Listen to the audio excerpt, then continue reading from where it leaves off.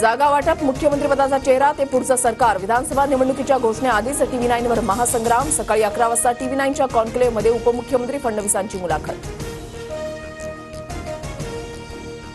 TV9च्या कॉन्क्लेव्हमध्ये दिवसभर दिग्गजांची हजेरी. मुख्यमंत्री शिंदेंपासून मंत्री भुजबळ TV9च्या मंचावर. महाविकास आघाडीकडून आदित्य ठाकरे, नाना पटोले आणि जयंत पाटील सहभागी होणार.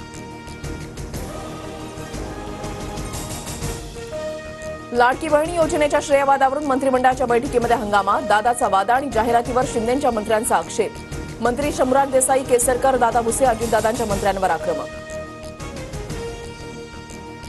शिंदे आणि दादांच्या मंत्र्यांमध्ये फडणवीसांची मध्यस्थी. यापुढे एकटा कोणी श्रेय घेणार नाही. मंत्रिमंडळ बैठकीमध्ये फडणवीसांची सर्व मंत्र्यांना ग्वाही.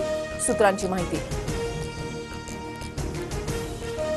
विधानसभेत 60 पेक्षा जास्त जागा लढवण्याचा मानस. जागा वाटपामध्ये आम्हाला 60 पेक्षा अधिक जागा मिळतील. अजित पवारांची इंडियन एक्सप्रेसला मुलाखत. अजित पवारांच्या बारामतीमध्ये फडणवीसांचे बॅनर. देवाभाऊंनी लाडक्या बहिणीला 1500 रुपये दिल्याचा बॅनरवर उल्लेख. बॅनरवर अजितदादांचा फोटो गायब. मुंबईच्या वरळीमधील कमला मिल परिसरामधील टाइम्स टॉवरमध्ये आग. अग्निशमन दलाच्या 6 गाड्या घटनास्थळी दाखल. गणेशोत्सवाच्या निमित्तानं 60 ते 70 रुपये किलोने मिळणाऱ्या चेंडूसाठी आता 320 रुपये मोजावे लागणार. मोगरा 600, पिवळा गोंडा 200 तर शेवंती फुलाची 320 रुपये किलोने विक्री.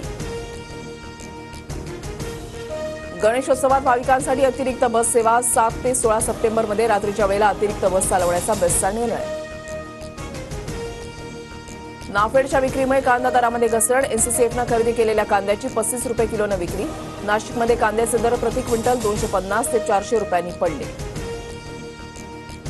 पश्चिम रेल्वे मार्गावरील बोरिवली विरार 5व्या 6व्या मार्गिकेला हिरवा कंदील. मार्गिकांच्या आड येणारी 2612 कांदळवनं तोडण्यास मुंबई हायकोर्टाची परवानगी.